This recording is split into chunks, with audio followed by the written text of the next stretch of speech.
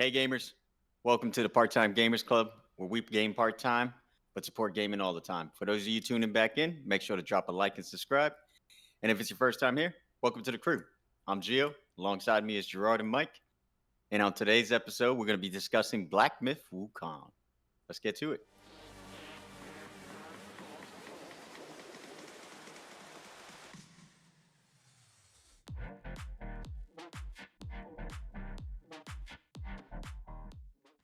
So, Myth Wukong is a game that came out recently from a Chinese publisher, going over the Sun Wukong lore and more about the Chinese divinities. A question I have for both of you: obviously, it is not going to be one-to-one, but do you guys know about Sun Wukong? Like the backstory, the Chinese mythology, or even just Chinese mythology in like general. We're gonna go with the person who probably knows the least is Geo, because I know Mike has something to say. Well, no, I don't know much about it. I'm intrigued by it because I like Chinese culture, but I never followed Wukong in that sense or in any way, and I don't know much about their main characters. I was more into Greek mythology, so I don't know much on actual Chinese mythology. You hear that? He chooses Greek over the Chinese. I know, right? What the hell? I know, and I grew I'm up with Mike, offended. but you know, All right, Mike. Whatever. Now, I know a lot because Wukong, the Monkey King, or the Chinese culture, Journey of the West. I mean, they came out with a movie about the Monkey King with Jet Li and Jackie Chan. So, I mean, that's there. I won't say I have like in deep knowledge of, you know, of it, but I follow it. I know it. I know of it, and that's why I kind of bought this game, and the game is fun so far. But yeah, how about you, Gerard? How much do you know?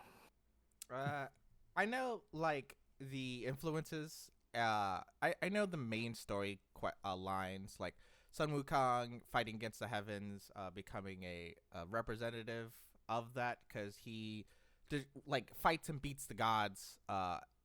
As not a god at that time, he was supposed to represent the rebellion and also the like basically the ascension of man. And also, Sun Wukong is a pranker, very very funny.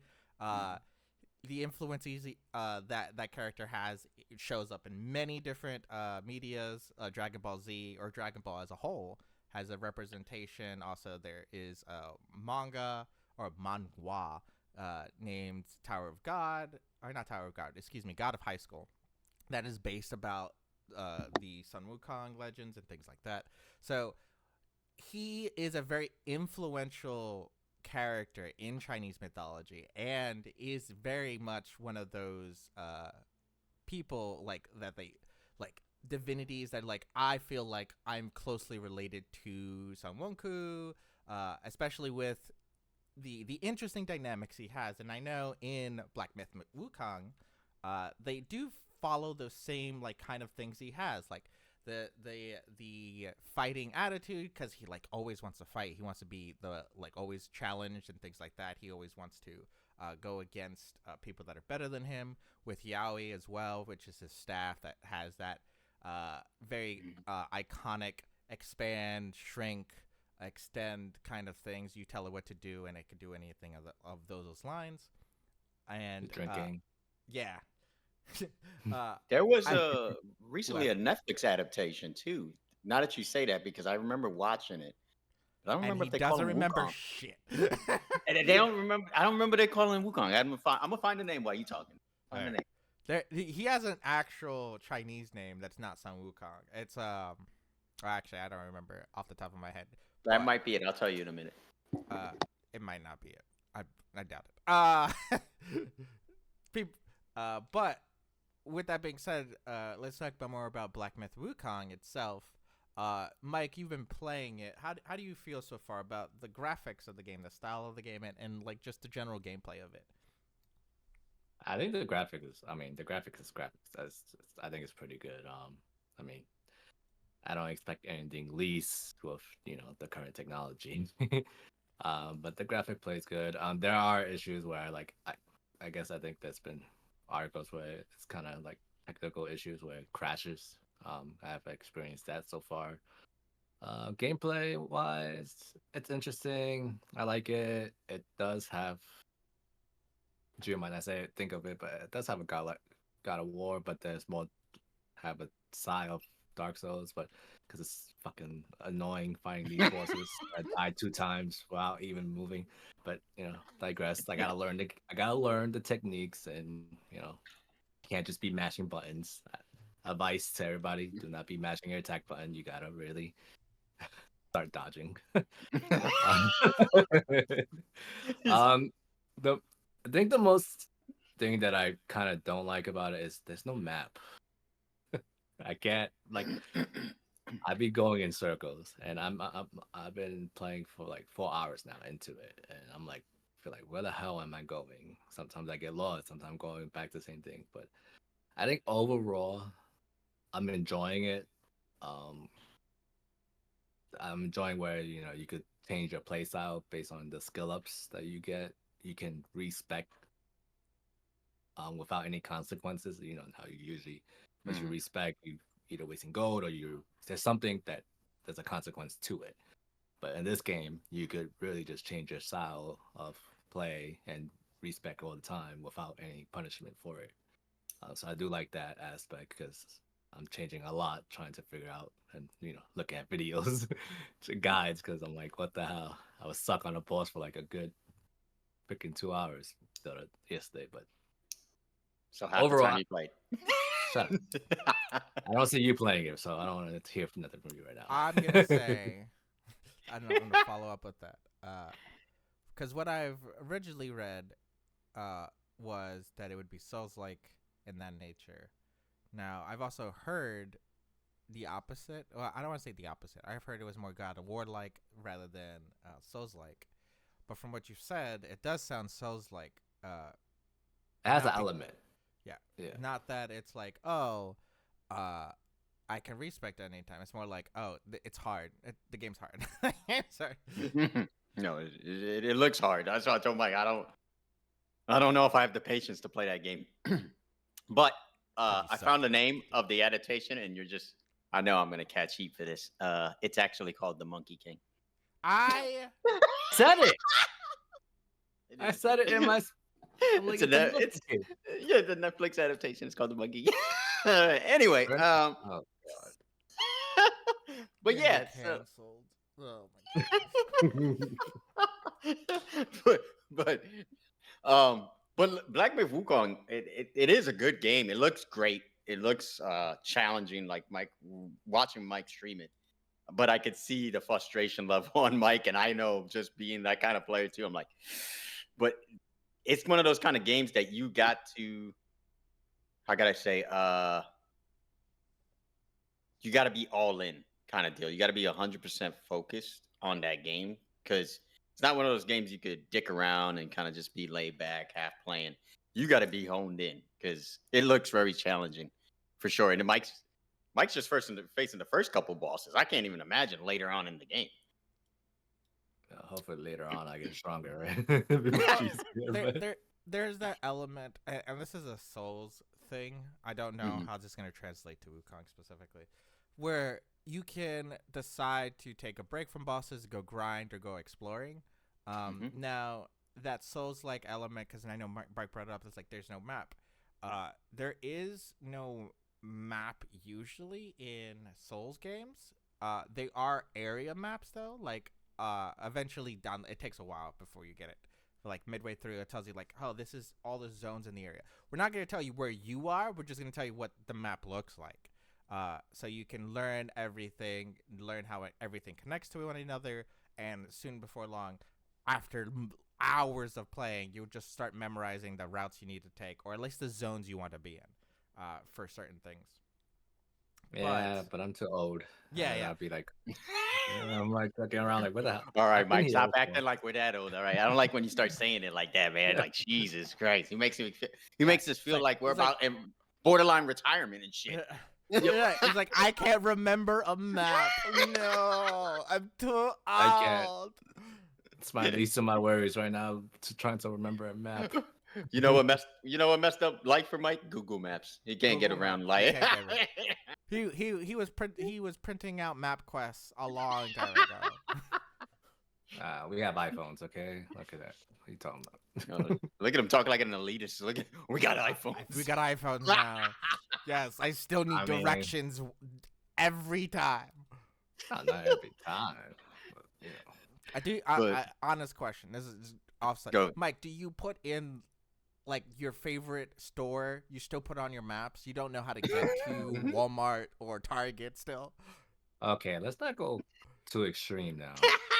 You didn't answer my question. I don't need to because I know where everything is. Okay. Everyone, that's something I will remember. Something in a game where I'm like freshly in. I'm not gonna remember. I'm not gonna look. Yeah. Well, I will say this.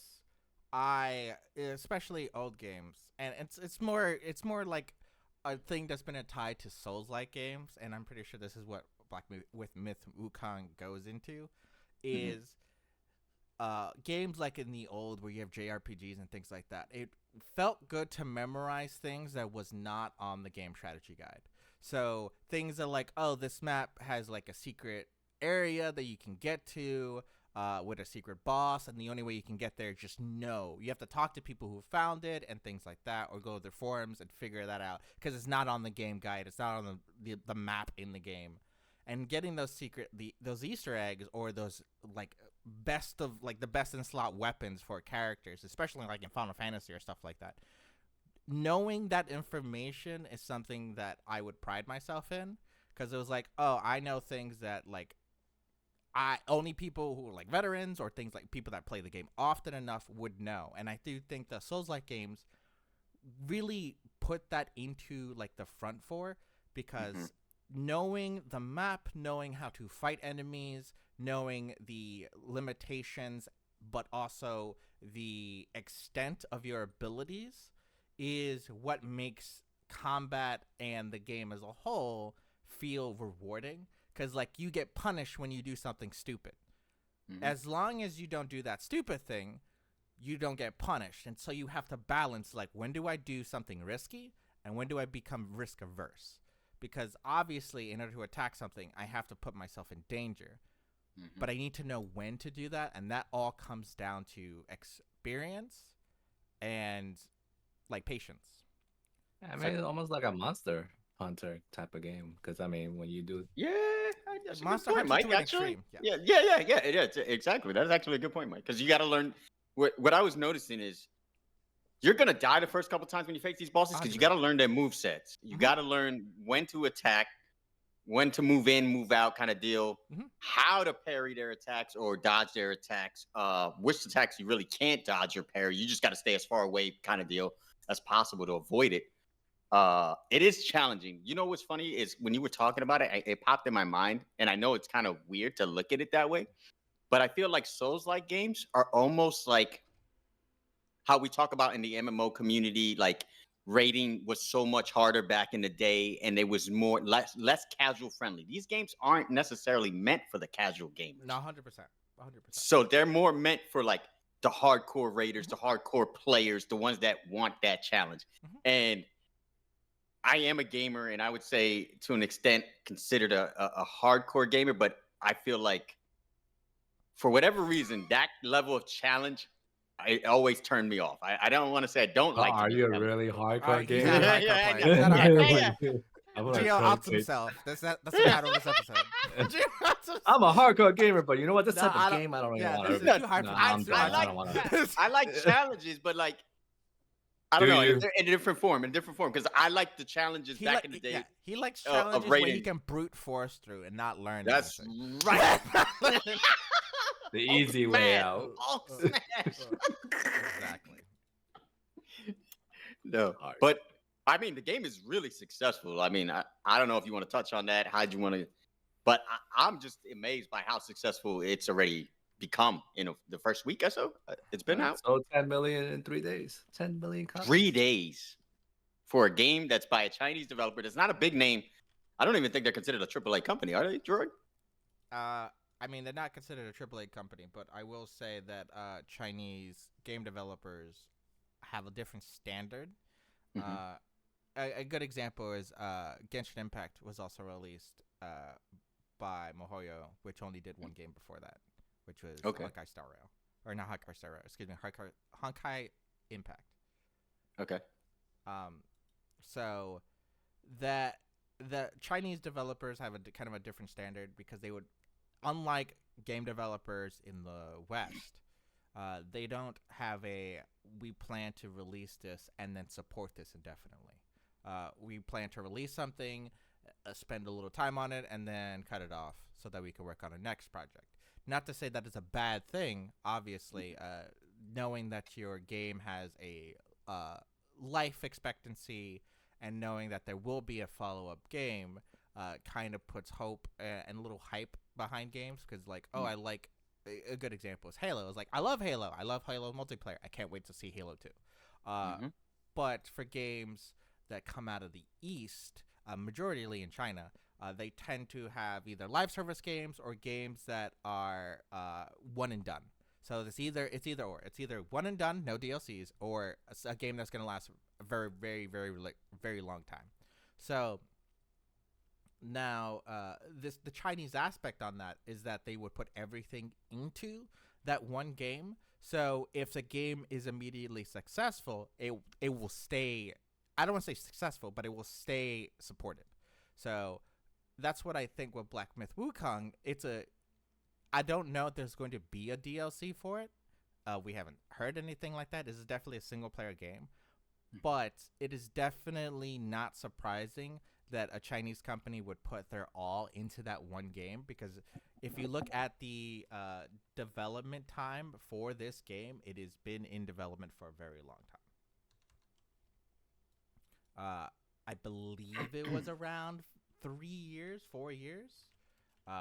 for a company that has basically put out very, very little video games. So think about how much time and effort got put into this and how much money was spent. So I'm not surprised that it is successful. The only surprising thing that I have is how much I don't want to say publicity, but yet publicity and awareness that the West had to the game. And I think this is mostly because it's a Souls-like game, and a lot of people are in that genre. It's like, I like Souls-like games, so. Well, and then some of it was just some backlash that was around the game, surrounding it, that caught some attention. Because, that's kind of the media agenda these days, is pushing negative connotation. You know what I mean? They in any media, sports, anything you think about, regular news, anything that has some kind of negative light's got to be exploited or exaggerated in a sense. You know what I mean? So I think that actually benefited the game rather than hurt the game. Yeah. Because go ahead. I was gonna say, the game development started in 2018 for this game. It's been that's 6 years. Yeah. And this is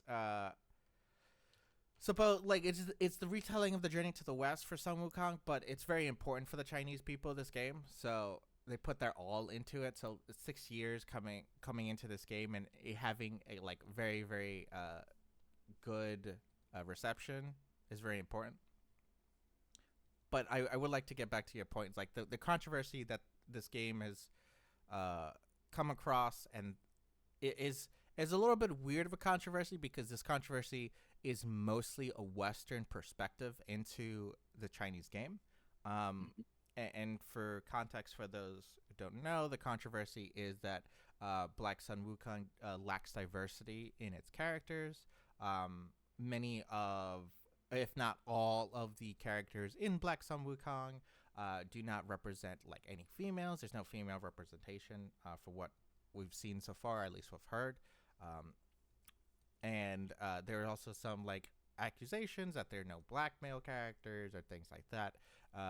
Now, I can't say for sure my perspective, because I have not played the game. I have not played the game fully. Therefore, I can't give 100% representation of my thoughts or things like that. So my perspective and my arguments, can take them with a grain of salt, is that I haven't still played the game. But my thoughts are, with the exception of like black male characters and things like that, it's like it is a Chinese mythology. This is about I don't want to say fictional, but definitely religious kind of game. These are about stories and legends and things that happened in the past.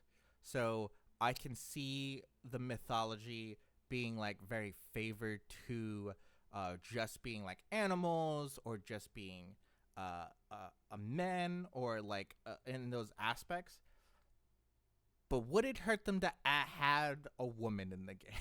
Just one, at least. There are female mythological creatures in Chinese mythology, like the Great Pang and things like that. Those are female characters that you can add. There are also like there are also other like NPCs in the game that they can add as a female. So there's nothing stopping them from adding females. Now, is it 100% a stop point? And it's not really. Like, again, this is a direction of mythology, so like it's not hard to say like, hey, majority of the Chinese gods are men. I was like, yeah, you're right, but like it wouldn't hurt to put in a female mythological creature, or just a female as an NPC that is created as a side thing.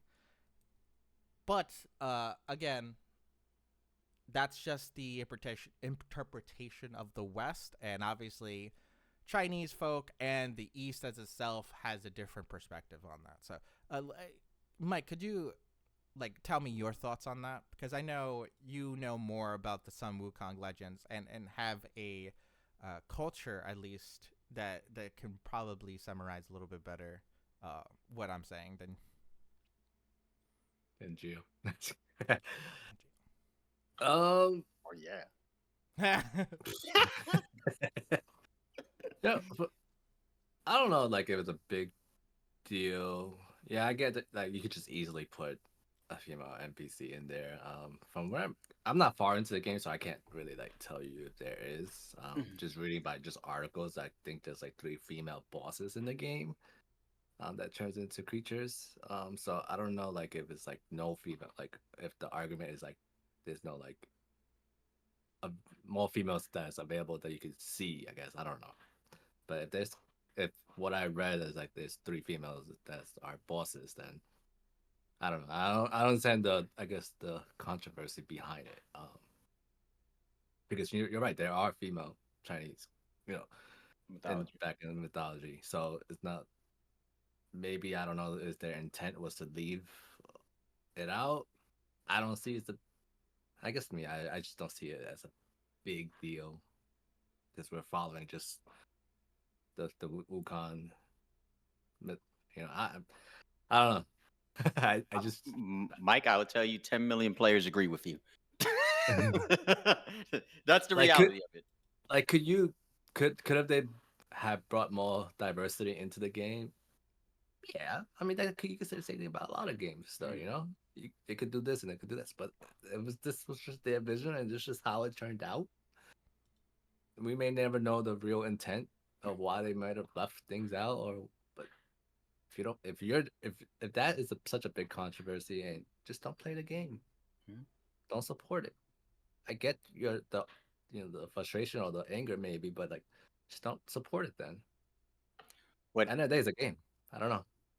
What I just don't get about that is just where we've gotten into society where we feel like we have to tell everybody what to do with their culture. That's just my, honestly, I don't know where that stemmed from, where that started. We had a lot of games in the past where, honestly, I didn't really look at those things so much of representation of, like whites, blacks, Hispanics, any of that in games before. I feel like that's such a more modern thing that's recently happened in probably the last 5 or so years. I didn't really think of it like that before, as much as it's talked about now. And that being one of the things circling Black Myth Wukong, to me, I'm like, really? We're talking about diversity when it comes to the Monkey King? That's what we're worried about? In my argument, you don't even know what the Monkey King was. You didn't even know the Netflix show was named Monkey King. So it's hard to take Yeah. what you say seriously. But continue. Yeah. But, no, I know. But what I'm saying is, like, I know of Wukong. I don't know the history like that. I'm not going to sit there and say I'm educated on his history. But I know what Wukong is and who he is or what he is. But I don't. That's why I'm like, it's mythology. Why does it matter that much? Like, to me, I just didn't understand it. Like, and it's not just the only game circulating with stuff like that. I just feel like it's kind of getting out of hand because what matters most is that it's a good game. That's what matters most to me as a gamer. Is the game good? Does it play good? Does it look good? And do I enjoy playing it? That's all that really matters to me as a gamer. Like we play League of Legends. Do you think I sat there and said, "Oh, we have this many female characters, so this is a good game"? No. What matters is how it played. I didn't give a shit if there was black, Hispanics, female characters, none of that. I didn't care. I will say you are the minority in that aspect, GL. Probably. Not that it doesn't matter, because my thoughts are, if a game is good, it shouldn't matter that there's a female character in it.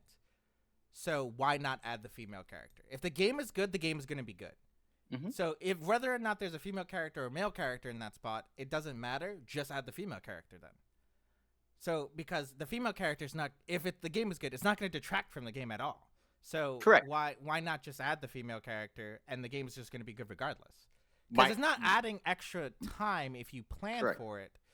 So like, what's the point of not having a female character? Because again, a lot of representation in video games is going to be through the main character, but you still have people who come from all walks of life, and they already don't see a lot of representation in other medias. A lot of main characters tend to be white males. So they already don't feel like the main character in their own story, and they already have to deal with the prejudice. Like, this is Western behavior, by the way. The prejudice and the ires of being a minority or feeling like a minority in a white-ran, basically, government as a whole. So when you have side characters that are badass and that share the same ethnicity or even their same sex, it feels more empowering and more relatable to them. So if you can just change, like, you don't need to change a narrative. Again, I agree with you. The game is going to be good. The game has to be good. Or excuse me, the game is going to be good.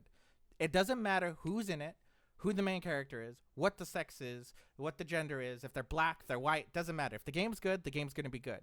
You should plan for that first. The second thing is, just if the game's going to be good already, you can take free creative liberties. You can make an NPC that is a woman. You can make an NPC that is black. The main character doesn't have to be black. I mean, if that's what your narrative and your direction is, you can definitely do that, and I would recommend you do that if you can. But it doesn't have to be that way. Just not every person needs to be male. Not every person needs to be white. If you can, add it. There are black Chinese people. Lo and behold, shocker. There are black Chinese people. Now, do you have to add them to the game? No.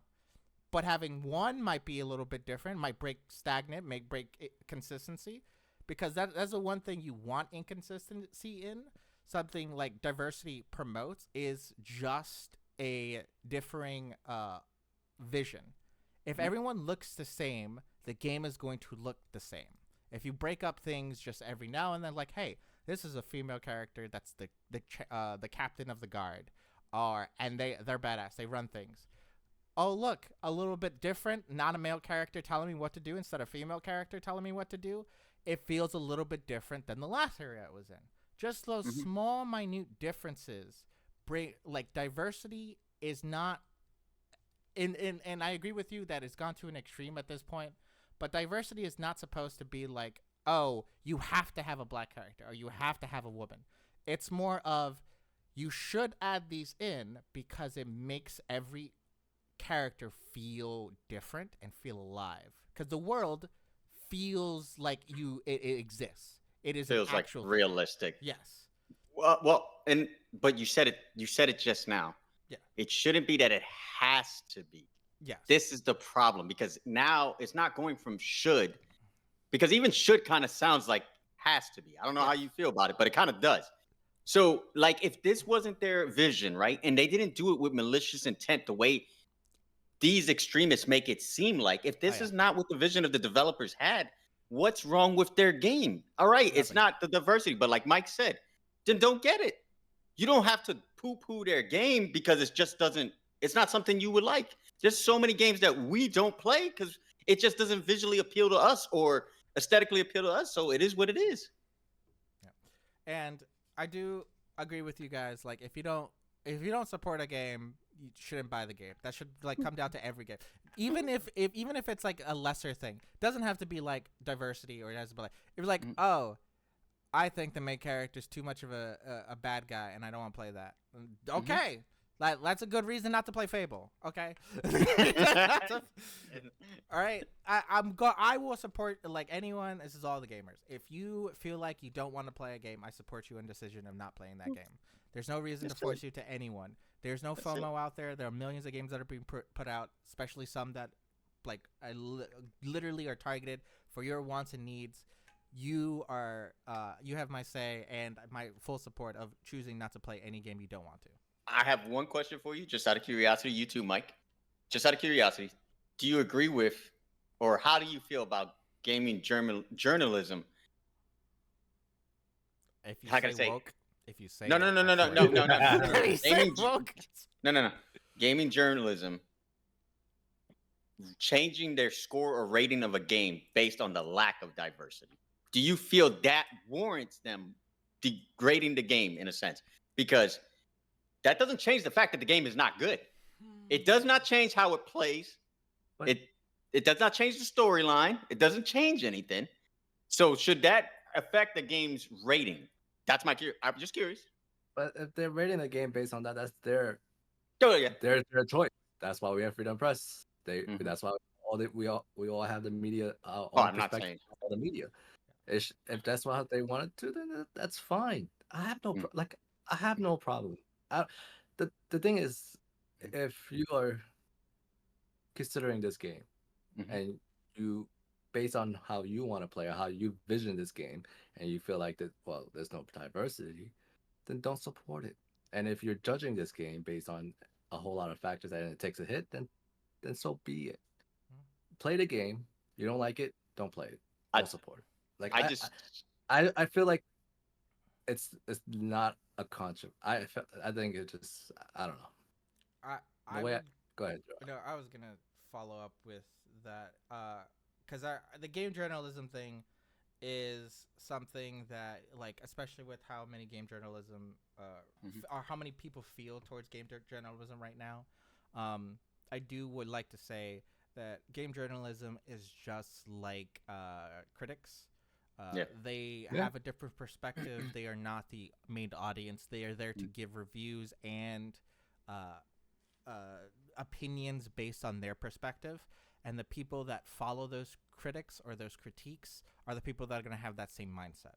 So the people that are following game journalism that have included diversity into their scaling are the ones that actually care about those kind of things. If you don't follow the people that are including diversity in there, you don't care what those reviews are anyway. So and that's fine though, you know. Yeah, and that's 100% fine. I feel like I was that's just fine. curious. I'm glad you put it in that perspective. It makes me look at it differently because you're right.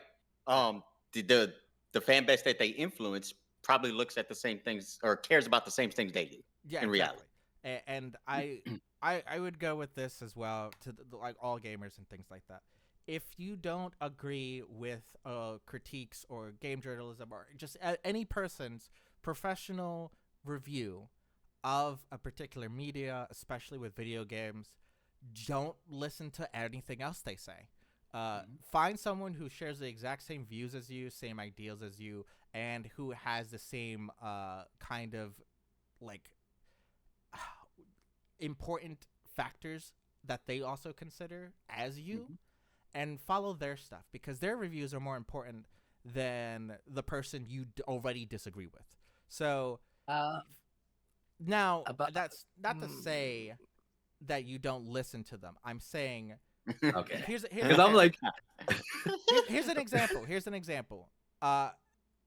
they're like cult classic movies. Okay, cult classic movies. There's a lot of movies in that get Rotten Tomato scores that the critics don't like, and the audience scores very high on it. Okay, movies is already a prime example of that. Critiques and the audience have two different rating scores. That does not prevent certain movies from bombing on both. That does not prevent movies from getting both on high scores. Correct. So it doesn't, just because you don't agree with the critic doesn't mean that they're not putting something out that has value. Every critic is putting out something that to them is important, and it is going to affect the people who have the same mindset, how they look at it. But in the end, and I agree with you, Mike, you should see for yourself if it has the same things, if it's the same wants, and just listen to the people who shares your ideas, but also pay attention to what people who don't. Because if everyone hates it, even if you don't follow that critique, there's a chance that you're not going to like it either. Huge chance. Information is power. Information is power. You get all the information from every critic. Yes. Even if you follow or don't follow, just have it. Yeah, and that's probably the last thing I'm going to say. Yeah. I really don't got anything else unless you got something you want to end it off on. Yeah, I have nothing else to add besides listen to everyone's advice, but make sure that your advice you take the most serious. Listen to yourself. Listen in the inner person inside you. If you don't like something, you have 100% my support to not get it, not want it, not be it. Yeah. Voice your opinions, but most importantly, don't voice your opinion that other opinions are shit. All right. True. With that being said, if no one else has anything else to say, thanks for watching, gamers. Leave a comment down below on your thoughts on the Black Myth Wukong, and tell me how much Gio's going to get canceled because he couldn't remember the Monkey King. All right. See you next time, gamers. Peace. Later. Thank you for watching this episode of the Part-Time Gamers podcast. Be sure to like the video and subscribe to our channel for more content like this. And follow us on our other social platforms on TikTok, Instagram, and Discord. Links for those will be provided in the description. Thank you again. We will see you on the next episode of the podcast. And make sure you make some time for video games. Peace.